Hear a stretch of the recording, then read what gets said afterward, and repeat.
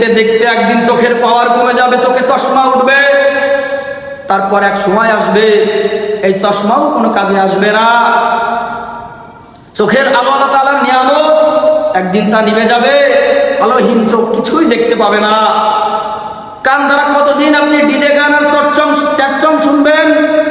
কতদিন পর্যন্ত ডিজে গান আর চ্যাটসং ইয়ারফোন লাগায় শুনবেন? মনে রাখবেন, শুনতে শুনতে একদিন কানের পর্দায় তালা লেগে যাবে, বধির হয়ে যাবেন, কিছুই শুনতে পারবেন না। কানে যন্ত্র লাগানো হবে, তারপর এক সময় যন্ত্রও কোনো কাজে আসবে না। আমরা এ জগতে মাত্র অল্প থেকে অল্প কয়েকদিনের বাসিন্দা। এই রঙিন দুনিয়ার মায়া ছেড়ে মৃত্যুকে একদিন আমাদের গ্রহণ করতেই হবে। হয়ে যাব তখন কবরের বাসিন্দা। এই তো মানুষের নিয়তি, এটাই তো বাস্তবতা। তারপরেও আমার বুঝে আসে না, তারপরেও কেন এত উদাসীন? আল্লাহ পাক রব্বুল আলামিন আমাদের কাছে কি চান একটু ভাবুন তো। আর আমরা আজ কি করছি? আল্লাহ তাআলা বলেন, হে আমার বান্দা, তুমি চাও এক আর আমি চাই আর এক। তোমরা আমার ইচ্ছা ও চাহিদার কাছে আত্মসমর্পণ করো, তাহলে তুমি যা চাইবে তাই আমি তোমাকে দান করব। তুমি তোমার চোখ দিয়ে দুনিয়ার সৌন্দর্য দেখো, আকাশ দেখো, নদী দেখো, সাগর দেখো, পাহাড়ের সৌন্দর্য দেখো। এগুলো দেখার জন্যই তোমার দুটি চোখ আমি দান করেছি। তোমার চোখ একটি নিয়ামত, আমার সৃষ্টির সৌন্দর্য একটি নিয়ামত। এগুলো তোমাদের জন্যই, কিন্তু একটি সীমা আছে। দেখতে গিয়ে সেই সীমা লঙ্ঘন করো না। কোরআনে কারিমে বলা হয়েছে, পারা নম্বর 18, পৃষ্ঠা নম্বর 12, 6 নম্বর লাইনের 24 নম্বর সূরার 30 এবং 31 নম্বর আয়াতে, সূরা নূর 30 নম্বর এবং 31 নম্বর আয়াতে আল্লাহ পাক রব্বুল আলামিন বলেন, কুল লিল মুমিনিনা ইয়াগুদ্দু মিন আবসারিহিম, কুল লিল মুমিনিনা, ঈমানদার পুরুষদেরকে বলে দিন, ইয়াগুদ্দু মিন আবসারিহিম, তারা যেন তাদের চোখগুলোকে সংযত রাখে, হেফাজত রাখে। কুল লিল মুমিনাতি, ঈমানদার মহিলাদেরকে বলে দিন, ইয়াগুদ্দুনা মিন আবসারিহিন, তারাও যেন তাদের কি চোখগুলোকে সংযত রাখে, হেফাজত রাখে। প্রিয় মুসলিম ভাই, দুনিয়াতে দেখা হারাম নয়। আল্লাহ তাআলা বলে দিয়েছেন যে তোমরা তোমাদের চোখগুলোকে হেফাজত রাখো, তোমরা তোমাদের চোখগুলোকে হেফাজত রাখো, সীমা লঙ্ঘন করো না। আমি তোমাকে শুনতে বারণ করিনি, আল্লাহ তাআলা বলেছেন তোমরা হারাম শোনো না। ভুল ও মিথ্যা কথা থেকে তোমাদের কানগুলোকে হেফাজত রাখো, তোমাদের জবানকে হেফাজত রাখো। দুনিয়ার উপর চলা তো ভাই কঠিন হতো যদি আল্লাহ পাক রব্বুল আলামিন বলতেন যে তোমরা অন্ধ হয়ে থাকো, দেখতে পারবে না, তোমরা বধির হয়ে যাও, শুনতে পারবে না, তোমরা বোবা হয়ে যাও, কথা বলতে পারবে না, তোমরা ক্ষুধার্ত থাকো, খেও না, তোমরা ল্যাংড়া হয়ে যাও, হাঁটতে পারবে না। আল্লাহ তাআলা এসব বলেননি। তিনি সব কিছুর জন্যই একটি সীমানা নির্ধারণ করে দিয়েছেন। এদিকে লক্ষ্য করো যে তুমি এতটুকু দেখতে পারবে, এতটুকু নয়। আমরা সবাই জানি কি দেখা যাবে আর কি দেখা যাবে না, কি শোনা যাবে আর কি শোনা যাবে না। সত্য বলতে হবে, মিথ্যা বলা যাবে না। কোরআন দেখতে হবে, কোরআন শুনতে হবে, গান শোনা যাবে না।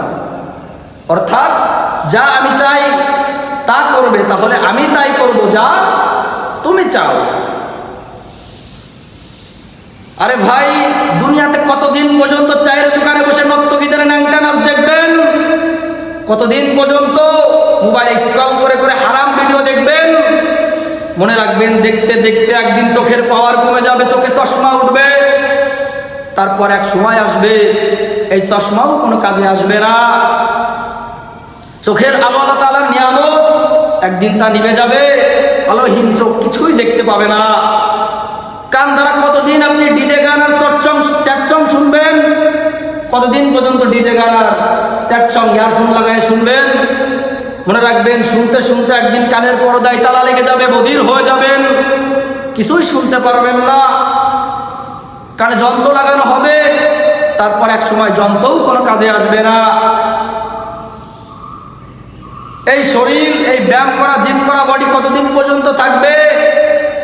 এই শরীরের চাহিদার পায়রামি কতদিন পর্যন্ত তুমি করবে? কতদিন পর্যন্ত করবে?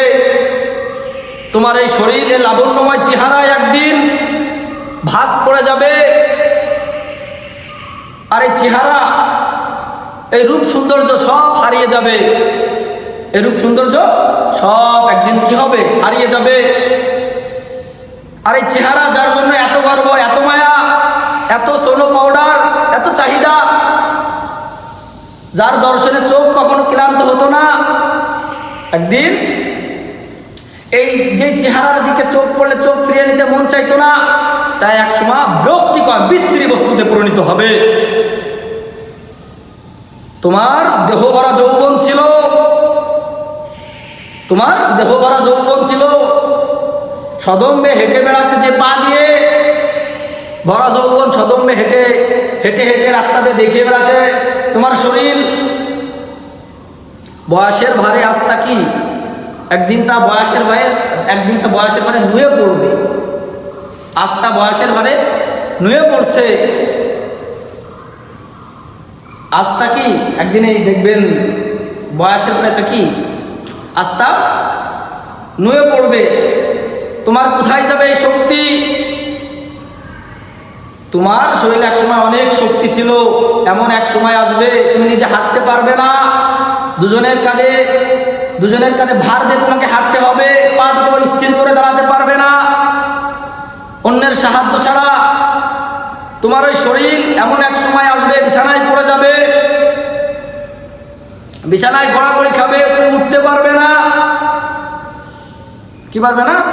উঠতে পারবে না অন্যের সাহায্য ছাড়া। এই তো জীবন, এটাই তো ভাবনার বিষয়। এই জীবন যৌবন একদিন শেষ হয়ে যাবে। এই জীবন যৌবন একদিন শেষ হয়ে যাবে, জীবনের প্রদীপ একদিন নেমে যাবে। কি বলছি বুঝতে পারছেন ভাই আমার কথা? মানে এগুলো কি আমার বানানো কথা বলতেছি না, এগুলা কার কথা? এগুলা আল্লাহ তাআলার কথা। একদিন আপনার এই দেহ দাফন হয়ে যাবে মাটির ভিতরে, তারপর আস্তে আস্তে এই দুনিয়ার মানুষ সবাই আপনাকে ভুলে যাবে। আপনি একটি ভুলে যাওয়ার কাহিনীতে পরিণত হবেন। এই মা, এই বাবা, এই ভাই, এই বোন, এই বউ সবাই আপনাকে ভুলে যাবে। এটাই দুনিয়ার বাস্তবতা। এটা কি ভাই? এটাই দুনিয়ার বাস্তবতা।